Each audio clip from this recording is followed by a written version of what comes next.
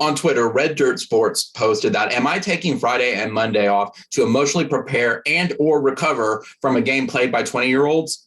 Yes. Am I guilty of doing that yesterday? Yes. Good morning, Sooner Nation. We've got the big one coming up here in a couple hours, OU versus Texas.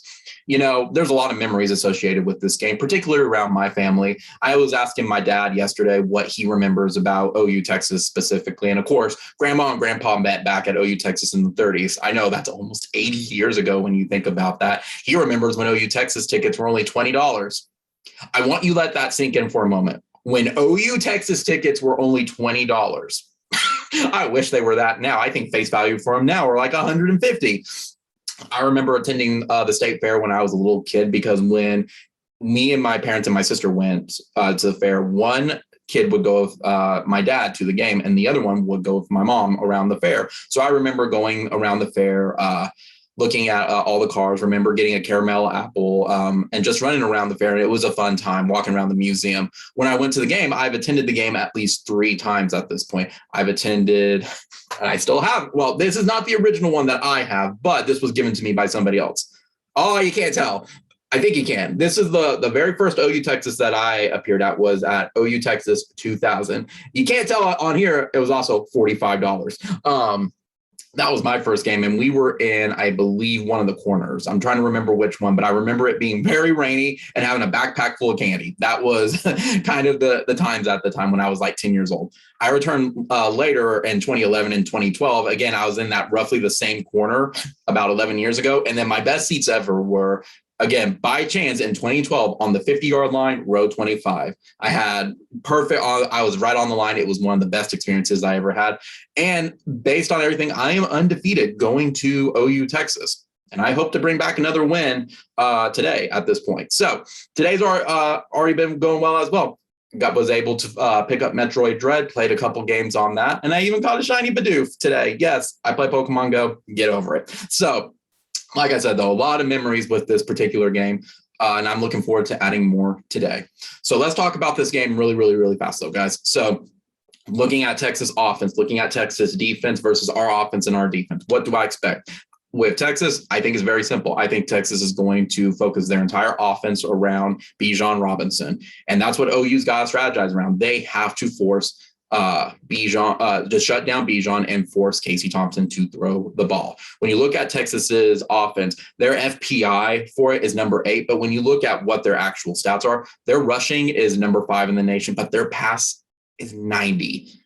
As other people more intelligent than myself on the X's and O's have said, Casey Thompson cannot throw the ball across the middle. And that's been our weakness the past couple of weeks at this point, is those little short passes across the middle of the field. And it reflects. I think OU sees that. They know this, and they're going to have to sell out and box up Bijan and force Casey Thompson to beat you. As, again, other people have said better than myself at this point. When you look at OU's defense with it, OU has the number 7 rush defense in the nation, and they have roughly the 83rd pass defense. Not happy about the passes because a lot of that's across the middle with it, but you're coming to the point of what's going to break first. Is Bijan going to make all these big runs today and become a legend, or is OU going to completely shut down Bijan and force Casey to beat them?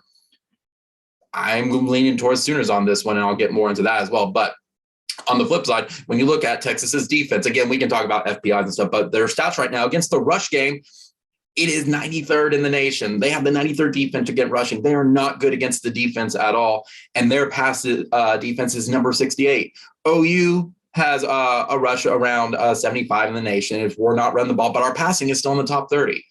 What is this going to come down to at this point? When you look at, take out all the stats, take out all the X's and O's, and really focus on this game specifically, because at the end of the day, this is a rivalry game that we know has been decided by less than a touchdown for several years now.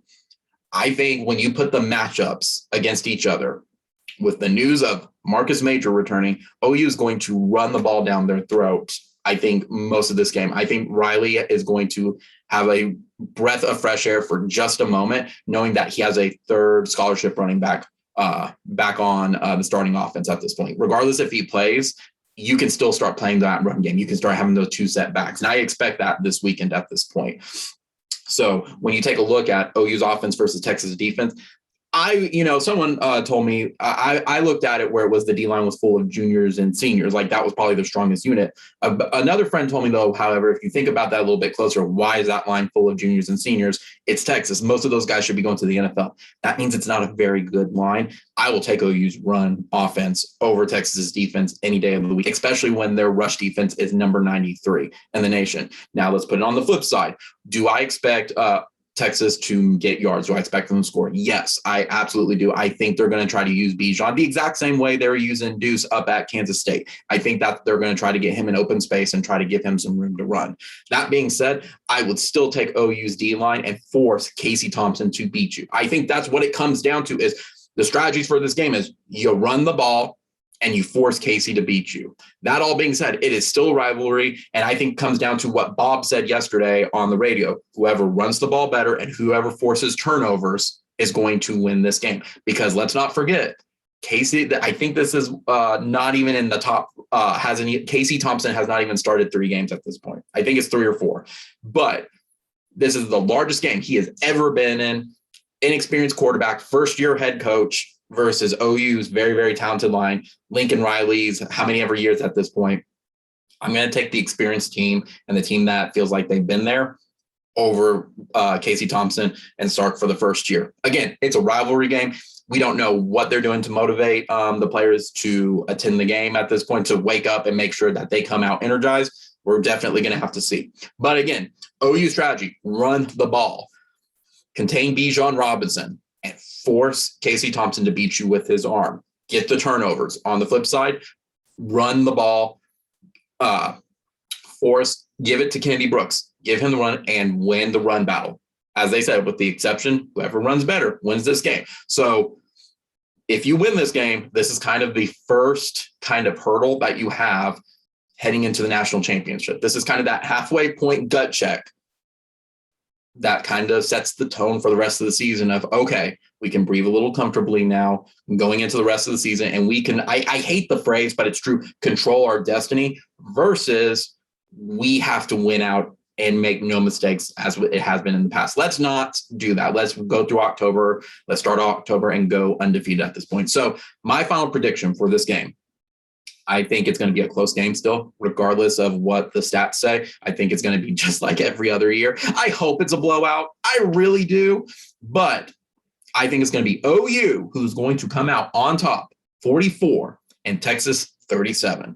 I don't think you're going to fully stop Texas from scoring, but I also think OU is the more talented team. And with Marcus Major returning, when you put it all into the big idea, that gives Riley a little bit more breathing room on play calling.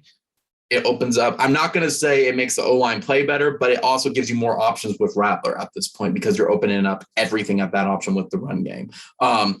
That all being said, again, I'm heading down to the game. This is the first time I've been to the game in about 10 years. I hope to bring you all home a victory. So final reminder for everybody else who also is attending, though, be sure to hydrate yourself. It's going to be a hot one. For all y'all that attended Nebraska, it's going to be exactly like that one as well. Don't expect a video, guys, a recap video probably until tomorrow morning because, again, I'm going to be down there, and depending on if we win or lose, I'll either be back early afternoon, early evening at this point, depending on if we're going to bebop around the state fair or anything like that.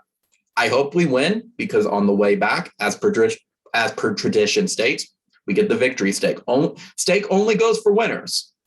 Or if we lose, it's going to be cold McDonald's if that happens. So again, guys, comment, rate, subscribe. I really enjoy y'all watching my preview videos. We've got a couple of new subscribers, so I want to thank y'all for subscribing at this point. I hope you're enjoying the content so far. Continue to wear a mask. Rates are going down. We are a third away from what we were at the height of July. This is honestly one of the reasons why I'm going to the game. I feel safe enough that the rates are a third of what they were, or 2/3 what they were at this point. I feel safe being at this game. I felt safe going to Nebraska. That's how I feel now. So again, guys, comment, rate, subscribe. I want to hit 1,000 subscribers by the end of the year. We're slowly making that trickle. We may not hit it, but hey, I'm going to give a good faith effort for it. Boomer Sooner. There's only one Oklahoma, and let's go beat the Longhorns.